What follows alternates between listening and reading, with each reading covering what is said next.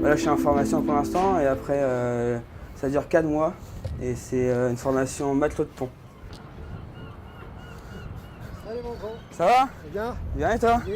Ouais, prêt à embarquer? Je te souhaite une bonne pêche. Bah moi aussi, bon courage à vous. Tu tiendras au courant? Ouais, pas de problème, on se Allez. rappelle. Au revoir. Donc on apprend à faire du matelotage, des règles de barre, de la navigation, des manœuvres avec des bateaux, voilà. Moustapha El Kettab, je suis le directeur adjoint du Centre de formation continue maritime, le CEFCM. Donc on forme les marins, les navigants, les mécaniciens.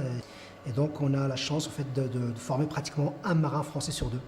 Dans ce cadre-là, j'ai dû travailler avec la mission locale pour accueillir des jeunes dans ce centre en les parrainant dans le cadre d'une opération qui s'appelle l'opération Étrave, qui est une action de parrainage. Et c'est dans ce cadre-là que j'ai rencontré Alan. Je m'appelle Rodolphe, j'ai 25 ans. Je gère la société White Sails que j'ai montée avec Violette, ma compagne.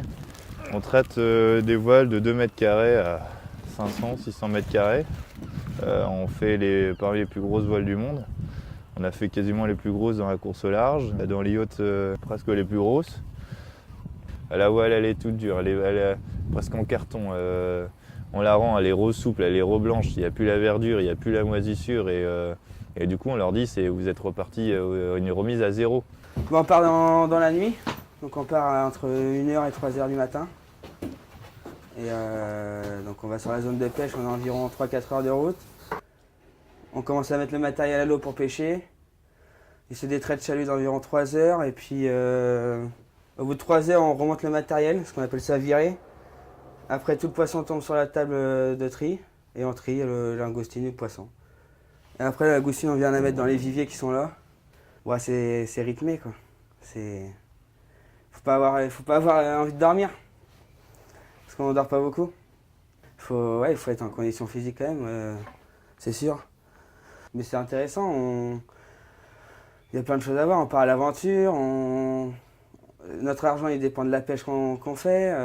Donc voilà, il y a plein de choses qui entrent en... Il y a un esprit de groupe qui se crée quand tu es dans le bateau. La mission locale rencontre des jeunes, détecte chez eux cette envie d'aller sur le métier de la mer. Il faut un premier échange avec le jeune pour pouvoir en fait vraiment cibler ses envies, son projet. Et là, quand ils ont détecté chez lui cette motivation, là, ils vont faire appel au dispositif Étrave, qui est composé d'un certain nombre de parrains, dont moi et Bernard et Jean-Luc et d'autres. Et on va orienter le jeune vers l'un ou l'autre de nous pour l'accompagner sur sa démarche. Je suis venu par le biais de la mission locale. Donc j'ai commencé avec la mission locale, je voulais me spécialiser en chaudronnerie, parce qu'avant j'étais dans la mécanique. Puis après ça m'a pas trop plu la chaudronnerie, j'ai fait je vais faire un stage à la pêche. Et j'ai fait le stage à la pêche une semaine à la Coquille Saint-Jacques avec la mission locale. Donc c'est grâce à la mission locale que j'ai commencé mes premiers pas en mer. Grâce aussi il y avait Moustapha El Kettab qui était là pour m'aider dans mes démarches.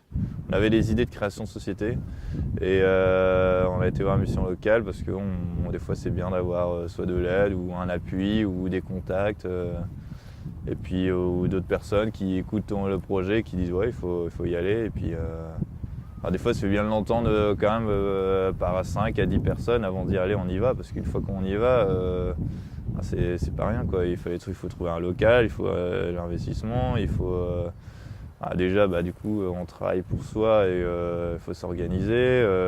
Les revenus c'est pas les mêmes quand on crée une société plutôt que quand on est salarié.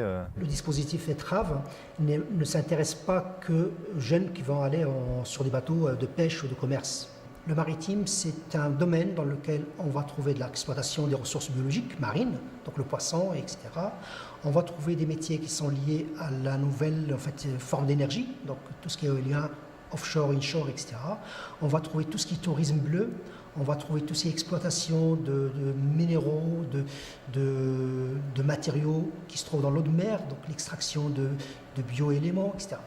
Il y a tout un tas de métiers, en sachant qu'un emploi marin fait 4 emplois à terre. On regarde un bateau ici, il y a de l'inox, il y a du carbone, il y a de la voile, il y a du filet, ensuite il faut savoir faire les épissures, il faut savoir mettre en place un gréement, il faut savoir mettre en place... il y a plein de choses à faire, il y a la mécanique, il y a quand même un moteur. Des chaudronniers, des mécaniciens, des hydrauliciens, et des selliers et tout, il y en a plein, il y en a un paquet.